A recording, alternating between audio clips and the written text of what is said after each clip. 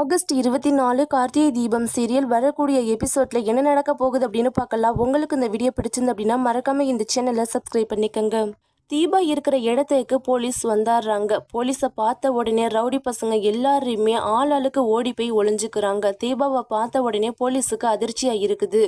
நீங்க இங்க எப்படி வந்தீங்க அப்படின்னு கேக்குறாங்க. ரம்யா தான் என்னைய கடத்திட்டு வந்து இங்க கட்டி போட்டிருக்கிறா. என்னோட வேஷத்துல ரம்யா மண்டபத்துக்குள்ள போயிட்டா அப்படின்னு சொல்றாங்க. அதை கேட்ட உடனே போலீஸ் அதிர்ச்சி ஆறாங்க. தீபாவை காப்பாத்தி உடனே மண்டபத்துக்கு கூட்டிட்டு போறாங்க.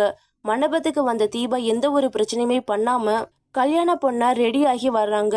நல்ல நேரம் முடிய போகுது, பொண்ணை அழைச்சிட்டு வாங்க அப்படின்னு சொல்றாங்க ஐயர். பார்த்தா ஒரு பக்கம் தீபா ரெடியாகி வர்றாங்க, இன்னொரு பக்கம் வேஷம் போட்ட நம்ம ரம்யாவோ பொண்ணா ரெடியாகி வர்றாங்க. மணமேடைக்கு 2 தீபா வந்ததை பார்த்துட்டு அங்க வந்திருக்கிற எல்லாருமே அதிர்ச்சி ஆறாங்க. தீபாவுடைய ஃபேமிலியும் அதிர்ச்சி ஆறாங்க. இங்க என்னதான் நடக்குதுன்னு தெரியாம அபிராமி குழம்பி போய் நிக்கிறாங்க.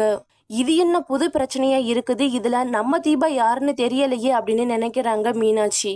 எனக்கு அப்பவே சந்தேகமா இருந்துச்சு, இவளோட நடவடிக்கை எல்லாமே வித்தியாசமா இருக்குதுன்னு நம்ம சொன்னோம்ல, அதே மாதிரி தான் இவ ஒரு டூப்ளிகேட் தீபா போல அப்படிங்கிற மாதிரி மைதிலி கண்டுபிடிச்சிட்டாங்க.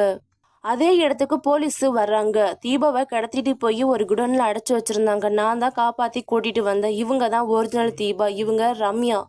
தீபா மாதிரி வேஷம் போட்டுட்டு வந்திருக்கிறாங்க அப்படின்னு சொல்றாங்க. அதை கேட்ட உடனே கார்த்திக்கு பயங்கரமா கோவம் வருது. நீ எல்லாம் ஒரு பொண்ணா இன்னொரு பொண்ணோட வாழ்க்கையை நாசம் பண்றதுக்கு எதுக்காக இந்த மாதிரி வேலையெல்லாம் பார்த்துக்கிட்டு இருக்கிற அப்படின்னு சொல்றாங்க. ரம்யாவுடைய முகத்தரையை கிழிச்சு எல்லாரும் முன்னாடியுமே அசிங்கப்படுத்தி அவமானப்படுத்தி போலீஸ் ஸ்டேஷனுக்கு மறுபடியும் அனுப்பி வைக்கிறாங்க கார்த்தி.